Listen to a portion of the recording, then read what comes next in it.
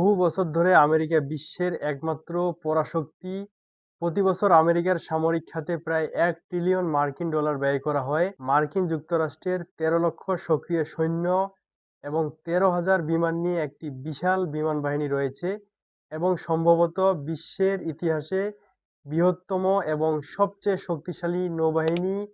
Cyber অস্ত্র, drone, satellite, রেডারের মতো নজরদারি সরঞ্জাম, সব ক্ষেত্রেই আমেরিকার যুদ্ধের সরঞ্জামগুলো বিশ্বের সবচেয়ে উন্নত, সবচেয়ে প্রাণঘাতী এবং শক্তিশালী। কিন্তু এত কিছুর পরেও কেন আমেরিকা বা ইসরায়েল একসঙ্গে প্রতিদিন ইরানের হাতে মার খাচ্ছে? তারা কেন যুদ্ধবিরতি দাবি করছে? প্রসঙ্গত, ইরান এই বিষয়টি অস্বীকার করেছে। এটা সত্যি যে ইরানের উপর নির্বিচারে বোমা হামলা চালানো হচ্ছে, মানুষ প্রাণ হারাচ্ছে, তাদের শীর্ষ নেতৃত্বকে হত্যা করা হচ্ছে। কিন্তু ইরানের কাছে আমেরিকা ও ইসরায়েলের মতো প্রযুক্তিও নেই, আবার এত টাকাও নেই। সেই ইরান যা বছরের পর বছর ধরে নিষেধাজ্ঞার চরম শিকার হয়ে আসছে, যার আমেরিকার প্রতিরক্ষা বাজেটের 2% কম। গত 3 সপ্তাহে ইরান মার্কিন সামরিক বাহিনীকে হতবাক করে দিয়েছে। আমেরিকার দামি দামি অস্ত্রগুলোকে ধ্বংস করেছে, তাদের বিমানবাহী রণতরীকে অনেক দূরে বিতাড়িত করেছে। গত 3 সপ্তাহে যা ঘটেছে তা যুদ্ধের সংজ্ঞাই বদলে দিয়েছে। এ দেখে অন্যান্য দেশগুলো এ বিষয়টি পর্যবেক্ষণ করছে এবং তাদের যুদ্ধনীতি নতুন করে ঢেলে সাজাচ্ছে এবং আমেরিকার ভাবমূর্তি দিন দিন প্রতি সপ্তাহে কমে আসছে। আমেরিকার বিশাল নৌবহর, তাদের সবচেয়ে ব্যয়বহুল এবং শক্তিশালী বিমানবাহী রণতরীগুলো আজ তারা ইরানে আশেপাশে ঘুরে বেড়াতেও ভয় পায়। আমেরিকা ইরানে কয়েক ডজন অত্যাধুনিক ড্রোন হারিয়েছে। মধ্যপ্রাচ্যের রাডার এবং বিমান প্রতিরক্ষা ব্যবস্থার শক্তি অর্ধেকেরও বেশি কমিয়ে দেওয়া হয়েছে। আর ইরান এখন এমন কিছু করছে যা আজ পর্যন্ত অন্য কোনো দেশ করার সাহস দেখায়নি। বিশ্বের সবচেয়ে উন্নত ও রাডারকে ফাঁকি দিতে পারে এমন একটি বিমান, F-35 বিমানও এখন গুলি করে ভূপাতিত করা হয়েছে। চারদিক থেকে আক্রমণের শিকার আমেরিকার কাছে এখন স্থল অভিযান পাঠানো ছাড়া আর কোনো উপায় নেই। মার্কিন গণমাধ্যমে খবর এসেছে যে আমেরিকা ইরানে 5,000 সৈন্য পাঠিয়েছে। ইরানের খার্ক দ্বীপে স্থল অভিযান শুরু করার কথা রয়েছে, কিন্তু সকলেই জানে যে এই যুদ্ধে একটি স্থল অভিযান আমেরিকার জন্য অত্যন্ত ব্যয়বহুল হতে পারে। ইরানি সৈনিকেরা যেমন মারা যাবে, তেমনি আমেরিকানরাও মারা যাবে, এটাও নিশ্চিত। রাষ্ট্রপতি ডোনাল্ড ট্রাম্প আজ ইরানের বিষয়ে এমনভাবে কাদায় পড়েছেন, তিনি যেমন অভিযান প্রসারিত করতে পারছেন না, তেমনি সম্মানের সাথে তা থেকে সরেও আসতে পারছেন না। মনে হচ্ছে আমেরিকার কোনো সুস্পষ্ট পরিকল্পনা নেই। ট্রাম্প 1 ঘন্টা আগে বলে একটা, 1 ঘন্টা পরে বলে আরেকটা। মাঝে মাঝে সে বলে আমরা যুদ্ধে জিতে গেছি, আমরা কার্যক্রম গুটিয়ে নিতে চলেছি, এবং তারপর পরবর্তী 1 ঘন্টার মধ্যে নতুন হামলার হুমকি দেয় ট্রাম্প। কখনো কখনো তিনি মিত্রদেরকে এ যুদ্ধে জড়াতে না বলেন এবং ফের 2 ঘন্টা পরে আবার সাহায্য চাচ্ছেন মিত্র দেশগুলোর কাছে। আর এখন সর্বশেষে ডোনাল্ড ট্রাম্পকে অন্তত অর্ধেক আত্মসমর্পণ করতে দেখা যাচ্ছে। এখন আবার ট্রাম্প বলতেছে, আচ্ছা ঠিক আছে, তোমরা আমাদের সাথে যুদ্ধবিরতি নিয়ে আলোচনা করতে চাও না, কারণ আমরা বহুবার বিশ্বাসঘাতকতা করেছি। এখন সে নিজেই এটা বলতেছে। কিন্তু এখন আমরা 5 দিনের জন্য তোমাদের আক্রমণ করব না। গতকাল পর্যন্ত সব বিদ্যুৎ কেন্দ্রের উপর হামলার হুমকি ছিল। এখন ট্রাম্প এসে বলছেন যে আমরা 5 দিন আপনাদের উপর হামলা করব না। এর একটা কারণ আছে, কারণ ডোনাল্ড ট্রাম্প খুব ভালো করেই জানেন যে আরো 5 দিন ব্যালিস্টিক হামলা চলতে থাকলে ইসরায়েল এবং উপসাগরীয় অঞ্চলে পরিস্থিতি আরো ধ্বংসাত্মক হবে এবং আরো ভয়াবহ হতে পারে। আমেরিকার মতো একটি বিশাল দেশ, যার এত দামি দামি অস্ত্র, কিভাবে ইরানের সামনে নতজানু হয়েছে? কিন্তু প্রশ্ন ওঠে যে ইরান যা সব দিক থেকেই আমেরিকার চেয়ে দুর্বল, এটি কিভাবে এই সব অর্জন করলো?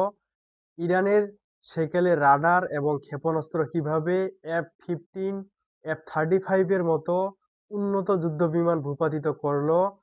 ইরান কিভাবে আমেরিকার বৃহত্তম যুদ্ধ রণতরীগুলোকে পিছু হটাতে বাধ্য করেছিল, কিভাবে ইরানের স্বল্পমূল্যের অস্ত্র, স্বল্পমূল্যের প্রযুক্তি আমেরিকার উন্নত অস্ত্রগুলোকে মোকাবিলা করে, এবং সবশেষে অর্থ, প্রযুক্তি, সামরিক শক্তি থাকা সত্ত্বেও এই যুদ্ধে আমেরিকা কিভাবে এত পিছিয়ে রইল। আজকের ভিডিওতে এইসব নিয়েই আমরা আলোচনা করব। গত সপ্তাহে হোয়াইট হাউসে বসে ডোনাল্ড ট্রাম্প বিজয় ঘোষণা করেছেন। তিনি বলেছেন যে ইরানে বিমান বিধ্বংসী সরঞ্জাম অর্থাৎ এয়ার ডিফেন্স এখন ধ্বংস করে দেওয়া হয়েছে। ইরানের পরিস্থিতি এতটাই খারাপ হয়ে গেছে যে সেখানে উড়ে যাওয়া মার্কিন যুদ্ধ বিমানগুলোর উপর কেউ গুলি চালাতে পারছে না, এটা চেষ্টাও করতে পারছে না। আমেরিকার আকাশপথে পূর্ণ আধিপত্য রয়েছে। 19শে মার্চ এই বিবৃতি দেওয়ার কয়েক ঘন্টারও কম সময়ের মধ্যে ইরান একটি ভিডিও প্রকাশ করে দাবি করা হয়েছে যে এটি সরাসরি একটি মার্কিন F-35 যুদ্ধবিমানকে আঘাত করেছে। এটি সেই একই স্টিলথ ফাইটার জেট যা আমেরিকা বিশ্বের সবচেয়ে উন্নত যুদ্ধবিমান আখ্যা দিয়ে মিত্র দেশগুলোর কাছে বিপুল পরিমাণে বিক্রি করে। কিন্তু এখন আমেরিকা এবং এই জেট বিমানটি সম্পর্কে সত্য পুরো বিশ্বের সামনে চলে এসেছে এবং প্রথমবার একটি সক্রিয় যুদ্ধক্ষেত্রে এই জেটটিকে সফলভাবে লক্ষ্যবস্তুতে পরিণত করা হয়েছিল। এটা কোনো ছোটখাটো কৃতিত্ব নয়। যুক্তরাষ্ট্র স্বীকার করেছে যে বিমানটি ক্ষতিগ্রস্ত অবস্থায় নিকটবর্তী একটি মার্কিন ঘাঁটিতে জরুরি অবতরণ করেছে এবং এর পাইলট জীবিত আছেন। কিন্তু এতদিন পরেও এই প্রতিবেদন লেখার সময় পর্যন্ত ক্ষতিগ্রস্ত এই জেটটির কোনো ছবি প্রকাশ করা হয়নি। সুতরাং জানি না এই জেটটি আদৌ সেখানে আছে কিনা বা এটি ক্ষতিগ্রস্ত হয়েছে কিনা, পাইলট ইনজেক্ট করেছিলেন কিনা। এমন একটি উড়োজাহাজের কথা কল্পনা করুন যা আকাশে অদৃশ্য থাকার জন্য তৈরি করা হয়েছিল, রাডারকে ফাঁকি দেওয়ার জন্য তৈরি করা হয়েছিল। আজ আমেরিকা তার গবেষণা উন্নয়নে বিপুল পরিমাণ অর্থ ব্যয় করেছে। এই F-35 তৈরি করতে 1000 কোটি টাকা খরচ হয়। আমি উৎপাদন খরচের কথা বলছি, বিক্রয় মূল্যের কথা নয়। এরকম একটি জেট ইরানের অস্তিত্বহীন বিমান প্রতিরক্ষা ব্যবস্থার দ্বারা ধ্বংস হয়েছিল। এমন একটি দেশ সফলভাবে এটিকে শনাক্ত করেছে, এর গতিপথ অনুসরণ করেছে, ক্ষেপণাস্ত্র দিয়ে নিক্ষেপ করেছে এবং সফলভাবে আঘাত হেনেছে। এ যুদ্ধে আমেরিকার জন্য সম্ভবত এটাই সবচেয়ে লজ্জাজনক বিষয়। কিন্তু প্রশ্ন হলো ইরান কিভাবে তা করলো? এটা তো চীন বা রাশিয়া ভূপাতিত করেনি, ইরান করেছে। এটা বুঝতে হলে আমাদের দেখতে হবে F-35 স্টিলথ সক্ষমতা আসলে কিভাবে কাজ করে। F-35 বিমান এমনভাবে ডিজাইন করা হয়েছে যাতে এটি শত্রুপক্ষের রাডার বা তড়িৎ চৌম্বকীয় তরঙ্গের মাধ্যমে শনাক্ত করা না যায়। এভাবেই এই বিমানটিকে ডিজাইন করা হয়েছে। এর বডিটি বিশেষভাবে একটি কাজের জন্য তৈরি করা হয়েছে। এটিকে একটি বিশেষ আকৃতি দেওয়া হয়েছিল এবং এতে বিশেষ রাডার শোষণকারী উপাদান যুক্ত করা হয়েছিল, যার কারণে এটি রাডার ব্যবস্থার কাছে প্রায় অদৃশ্য হয়ে যায় এবং এটি রাডার ব্যবস্থাকে ফাঁকি দিতে পারে। এটিকে একটি পাখির মতো আকৃতি দেখতে পায় এই প্রচলিত রাডারগুলো। F-35 শনাক্ত করতে Iran electro-optical inference sensor system মোতায়েন করেছে। সিস্টেমটি তাপীয় সংকেত শনাক্ত করে, তড়িৎ চৌম্বকীয় তরঙ্গ নয়। এখন এই বিমান যতই গোপনীয় হোক না কেন, তা কেবল তার ইঞ্জিনের শক্তিতেই চলতে পারে। আর যেখানে এমন ভারী ও শক্তিশালী ইঞ্জিন চলে সেখানে প্রচণ্ড তাপ উৎপন্ন হয়। যেখানেই তাপীয় সংকেত থাকবে তা ইলেকট্রো-অপটিক্যাল সিস্টেম এর কাছে দৃশ্যমান হবে এবং বিশ্লেষকদের ধারণা, ইরান যদি এই জেটটিকে শনাক্ত করতে সক্ষম হয় তবে তারা একটি পুরনো রাশিয়ান আকাশ থেকে আকাশে নিক্ষেপযোগ্য ক্ষেপণাস্ত্র R270 ব্যবহার করবে। এই ক্ষেপণাস্ত্রটি আসলে একটি ইনফ্রারেড গাইডেড মিসাইল। এটি ম্যাক 5 পর্যন্ত গতিতে পৌঁছাতে পারে। এর মানে হলো ক্ষেপণাস্ত্রটি শব্দের গতির চেয়ে 5 গুণ দ্রুত চলতে পারে, যার কারণে যে কোনো বিমানের পক্ষে এর থেকে পালিয়ে যাওয়া খুবই কঠিন। ইরান 1990 এর দশকে রাশিয়ার কাছ থেকে এই ক্ষেপণাস্ত্রটি অর্ডার দিয়েছিল। $1 ট্রিলিয়ন অত্যাধুনিক F-35 যুদ্ধ বিমান 30 বছরের পুরনো একটি ক্ষেপণাস্ত্রের সামনে টিকতে পারে না। F-35 লক্ষ্যবস্তু করার মাত্র কয়েকদিন পরে ইরান আরও একটি ভিডিও প্রকাশ করেছে। এই ভিডিওতে ইরান দাবি করছে তারা হরমুজ প্রণালীর কাছে উড়ন্ত একটি F-35 যুদ্ধ বিমানকে প্রতিহত করেছে। ইরানের দাবি বিমানটি তাদের আকাশসীমা লঙ্ঘন করেছিল। মার্কিন সেন্ট্রাল কমান্ড অর্থাৎ সেন্টকম বর্তমানে এই দাবিটি অস্বীকৃতি জানিয়েছে। ইরান তাদের কোনো F-15 যুদ্ধবিমানকে এভাবে ভূপাতিত করেনি, এটিকে গুজব বলে উড়িয়ে দিয়েছে সেন্টকম। কিন্তু এই দাবি যদি সত্য হয় তাহলে এই যুদ্ধে এটি হবে ভূপাতিত হওয়া চতুর্থ F-15 জেট। চলতি মাসের শুরুতে যুদ্ধের প্রাক্কালে আরও 3টি F-15 যুদ্ধবিমান গুলি করে ভূপাতিত করা হয়। জানা গেছে এটি নিজেদের মধ্যে গোলাগুলির একটি ঘটনা ছিল, অর্থাৎ ফ্রেন্ডলি ফায়ার ছিল। যাই হোক, আপনি গুগল করে জানতে পারেন কোন যুদ্ধে নিজেদের গোলাগুলিতে অর্থাৎ ফ্রেন্ডলি ফায়ারে আমেরিকান যুদ্ধবিমান ভূপাতিত হয়েছিল। আপনি গুগল থেকে কোনো ইতিবাচক গবেষণা পেলে অনুগ্রহ করে আমাদের সাথেও তা শেয়ার করবেন। আরও একটি বিষয় আছে যেটিকে ঘিরে কোনো গুজবও নেই, নিজেদের মধ্যে ফ্রেন্ডলি ফায়ারও হয়নি এবং সেটির ব্যাপারে আমাদের কাছে প্রচুর প্রমাণ রয়েছে। আর এগুলো হলো MQ-9 রিপার ড্রোন। আমেরিকার আকাশ যুদ্ধে ড্রোনের কাহিনী যতটা ফোকাস পাওয়ার কথা ছিল ততটা পায়নি। এদিকে রয়েছে ইরানের নিজস্ব সস্তা ও সাশ্রয়ী সাইড ড্রোন। এই ড্রোনগুলো আমেরিকার জন্য ভয়ঙ্কর হয়ে উঠেছে। এদিকে মার্চ মাসের প্রথম 3 সপ্তাহের মধ্যে যুক্তরাষ্ট্র প্রায় 12টি MQ-9 রিপার ড্রোন হারিয়েছে। ইরান এই উন্নত ড্রোনগুলোকে বেশিরভাগই ভূপাতিত করেছে। একটু হিসাব করলেই দেখা যায় ভূপাতিত হওয়া 12টি ড্রোনের প্রতিটি মূল্য $12 মিলিয়ন হওয়ায় ক্ষতির পরিমাণ প্রায় $200 মিলিয়ন। এই কাজটি করেছে এমন একটি দেশ যার বিমান বাহিনীকে ট্রাম্প ধ্বংস করে দিয়েছেন বলে দাবি করেন। তাদের বিমান বিধ্বংসী ব্যবস্থাগুলোকে ধ্বংস করে দেওয়া হয়েছে। আমেরিকার আকাশপথে পুরো আধিপত্য রয়েছে। যুক্তরাষ্ট্রের সমালোচকরা বছরের পর বছর ধরেই দেশটির ড্রোন কর্মসূচি নিয়ে উদ্বেগ প্রকাশ করে আসছেন। বিশ্লেষকরা মনে করেন যে এই ড্রোনগুলো প্রকৃত যুদ্ধে কখনোই কাজে আসবে না। মার্কিন বিমান বাহিনী নিজেই 2020 সালে এর উৎপাদন বন্ধ করে দিয়েছিল, কারণ তাদের মতে এর বিক্রি খুব কম ছিল এবং এই ড্রোনগুলো কোনো দেশ নিতে চাইতো না। এগুলো স্টিলথ প্রযুক্তি ড্রোন না হওয়ায় এবং কোনো উন্নত প্রতিপক্ষের বিরুদ্ধে ব্যবহার করা যায় না। উন্নত পর্যায়ে তো দূরের কথা, এমনকি ইরানও এই বিশ্লেষকদের সঠিক প্রমাণ করেছে। উন্নত অস্ত্রশস্ত্র ছাড়াই এমন একটি অত্যাধুনিক ড্রোন ধ্বংস করা হয়েছে। সুতরাং যুদ্ধবিমান হোক বা ড্রোন, ইরান এই মুহূর্তে কাউকেও লক্ষ্যবস্তু করতে পিছপা হচ্ছে না। আর প্রতিটি ইন্টারসেপশনের সাথে সাথে আমেরিকার আকাশপথে শ্রেষ্ঠত্বের বাগাম্বর উন্মোচিত হচ্ছে। ডোনাল্ড ট্রাম্প হোয়াইট হাউসে তার ডেস্কে বসে B-2 বোমারু বিমান নিয়ে কথা বলেন। দেখুন, আমাদের স্টিলথ বোমারু বিমান আছে, অন্যান্য কোনো দেশের কাছেই এমন কিছুই নেই, আমরা বিশ্ব সেরা। কিন্তু আজকাল ইরান যেভাবে কাজ করছে তাতেই এই সত্য অস্বীকার করা যায় না যে ইরান ট্রাম্পের এই যুদ্ধ বিমানকে, এই যুদ্ধ অস্ত্রকে ভূপাতিত করতে পারে। এবার আকাশ থেকে সমুদ্রের দিকে ফিরে যাওয়া যাক, কারণ এখানকার ঘটনা আমেরিকার জন্য বিমান শক্তির চেয়েও বেশি বিব্রতকর বলে প্রমাণিত হচ্ছে।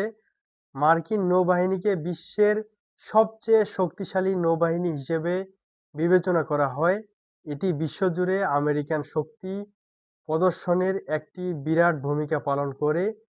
এর নৌবাহিনী, এর বিশাল বিমান বাহিনী, রণতরীগুলো বিশ্বের যেখানেই মার্কিন শক্তি হুমকির মুখে পড়ে সেখানেই তার শক্তি প্রদর্শনের জন্য প্রয়োজন হয়। আমেরিকা প্রথমেই সেখানে তার নৌবাহিনীর একটি নৌবহর বা বিমানবাহী রণতরীর একটি দল পাঠায়। ইরান যুদ্ধের আগে মধ্যপ্রাচ্যেও এটি একই কাজ করেছিল।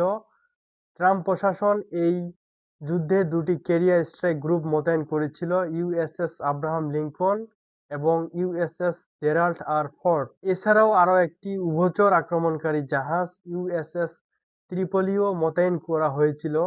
আপনাকে জানিয়ে রাখি যে একটি ক্যারিয়ার স্ট্রাইক গ্রুপ একটি বৃহৎ বিমানবাহী রণতরী নিয়ে গঠিত, সাথে কয়েকটি ডেস্ট্রয়ার, 1 বা 2টি সাবমেরিন এবং হাজার হাজার নাবিক রয়েছে এই স্ট্রাইক গ্রুপে। একটিমাত্র বিমানবাহী রণতরী একটি ছোট দেশের সমগ্র বিমান বাহিনীর সাথে বিমান শক্তির সমান, কিন্তু ইরান গত সপ্তাহে এমন কিছু করেছে যা যুক্তরাষ্ট্রকে একটি নয় বরং দুটি বিমানবাহী রণতরী প্রত্যাহার করতে বাধ্য করেছে। এটি মার্কিন নৌবাহিনীর সর্বাধুনিক এবং বৃহত্তম পারমাণবিক শক্তি চালিত বিমানবাহী রণতরী। বিশ্বের বৃহত্তম যুদ্ধজাহাজও বলা হয় একে। প্রতিবেদন অনুসারে গত 12ই মার্চ এই জাহাজটির লন্ড্রি রুমে আগুন লাগে, আর এই আগুন এতটাই ছড়িয়ে পড়েছিল যে অন্তত 600 জন নাবিক তাদের বেড অথবা বিছানা ছেড়ে মেঝেতে বা টেবিলের উপর ঘুমাতে হয়েছিল। এখন এই রণতরীটি মেরামতের জন্য গ্রিসে অবস্থিত মার্কিন ঘাঁটিতে পাঠানো হয়েছে, অর্থাৎ একে সম্মুখ যুদ্ধ থেকে সরিয়ে দেওয়া হয়েছে। প্রশ্ন উঠে, এই আগুন কিভাবে লাগলো? এটি একটি পারমাণবিক শক্তি চালিত অত্যাধুনিক মার্কিন বিমান রণতরী। নিউ ইয়র্ক টাইমসের এক প্রতিবেদন অনুযায়ী জাহাজটি নাবিকদের মনোবল আগে থেকেই দুর্বল ছিল। সরকার বারবার হাজার হাজার নাবিকদের ডেপ্লয়মেন্টের মেয়াদ বাড়াচ্ছিল। এই নাবিকগুলো 6 মাস থাকার কথা ছিল সাগরে, কিন্তু ইতিমধ্যেই 10 মাসেরও বেশি সময় ধরে সমুদ্রে ছিল, এবং তারপর তাদেরকে এই নতুন যুদ্ধের মাঝখানে ঢেলে দেওয়া হলো। এখন তারা জানে না কখন বাড়ি ফিরবে। এ কারণেই কথা উঠেছে যে সম্ভবত এই নাবিকদের মধ্যে কেউ কেউ ইচ্ছাকৃতভাবে এই আগুন লাগিয়েছে। আসলে এখানে ইরানের কোনো সরাসরি ভূমিকা নেই। মার্কিন নৌবাহিনীর আসল রূপ প্রকাশ হয়ে পড়েছে, কিন্তু ইরান এটা করেনি, এ ব্যাপারে আমরা একমত। কিন্তু ইউএসএস আব্রাহাম লিঙ্কনের গল্পটি বেশ আকর্ষণীয় বলে মনে হতে শুরু করেছে। যুদ্ধের প্রথম দিকে ইরান বারবার দাবি করেছিল যে তারা তাদের ব্যালিস্টিক ক্ষেপণাস্ত্র দিয়ে ইউএসএস আব্রাহাম লিঙ্কনকে লক্ষ্যবস্তু বানিয়েছিল এবং জাহাজটির ক্ষতি করেছিল। অন্যদিকে যুক্তরাষ্ট্র এই দাবিগুলোকে অস্বীকার করেছে। ইউএস সেন্ট্রাল কমান্ড বলেছে, তোমাদের ড্রোন, তোমাদের ক্ষেপণাস্ত্র আমাদের জাহাজের ধারের কাছেও আসতে পারবে না। আমাদের বহুস্তরীয় প্রতিরক্ষা ব্যবস্থা রয়েছে। বলা হয় ইউএসএস আব্রাহাম লিঙ্কন এখনো ইরানের আকাশসীমা নিয়ন্ত্রণে রাখতে সাহায্য করছে।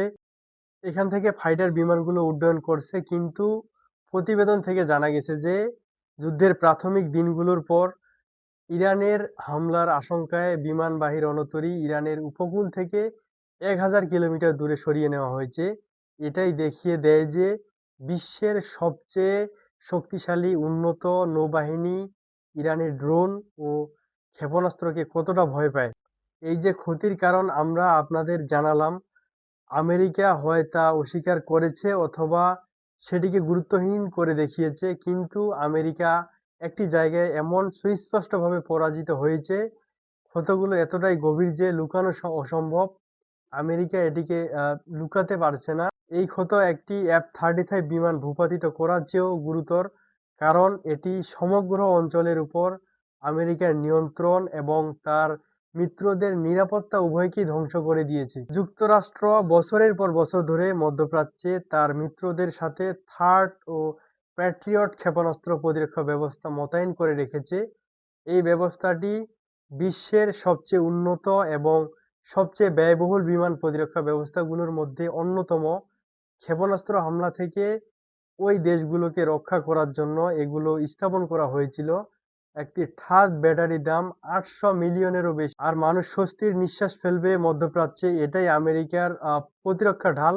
ইরানি হামলায় এই মার্কিন সামরিক সুরক্ষা ব্যবস্থাটি ক্ষতিগ্রস্ত হয় এবং মার্কিন সামরিক ঘাঁটিগুলোর শত শত কোটি ডলারের ক্ষতি সাধিত হয়।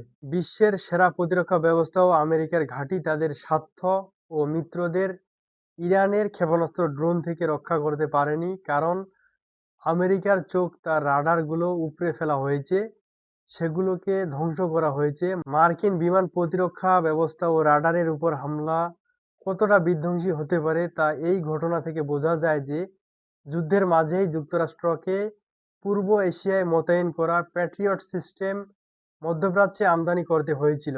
কিন্তু তারপরেও আমেরিকার পক্ষে ইরানের ক্ষেপণাস্ত্র থামানো সম্ভব বলে মনে হচ্ছে না। বিশ্লেষকরা মনে করেন যুদ্ধ আরও কয়েকদিন চলবে। ইরানের ক্ষেপণাস্ত্রগুলো অবাধে ধ্বংসযজ্ঞ চালাতে সুযোগ পাবে। মনে রাখবেন, যুদ্ধের প্রথম দিকে ইরান আমেরিকার ANN FPS 132 রাডারটি ধ্বংস করে দিয়েছিল। এই রাডারটি এতটাই উন্নত ছিল যে এটি 5000 কিলোমিটার ব্যাসার্ধ জুড়ে স্ক্যান করতে পারত। এর খরচ ছিল $1.1 বিলিয়ন এবং আমেরিকা কবে আবার এই রাডারটি তৈরি করতে পারবে তা কেউ জানে না। তাহলে এখন আপনি বুঝতে পারছেন কেন ট্রাম্প শান্তি চায়, কেন ট্রাম্প যুদ্ধবিরতি চাচ্ছে। এখন নিশ্চয়ই বুঝতে পারছেন ডোনাল্ড ট্রাম্প কেন মীমাংসা চান। এখন আপনি বুঝতে পারছেন কেন ডোনাল্ড ট্রাম্প একতরফাভাবে বলছেন যে আমরা 5 দিন হামলা করব না। কারণ এখন ইরান যদি এই হামলাগুলো অব্যাহত রাখে তাহলে তাদের কোনো প্রতিরক্ষা সক্ষমতাই নেই। তারা তেল আবিবে যদি ক্ষেপণাস্ত্র হামলা চালায়, তেল আবিব তাদের আটকাতে পারবে না। এ কারণেই ডোনাল্ড ট্রাম্প এখন পরাজয় স্বীকার করে বলেছেন, ঠিক আছে, আমরা আগামী 5 দিন কোনো হামলা করব না।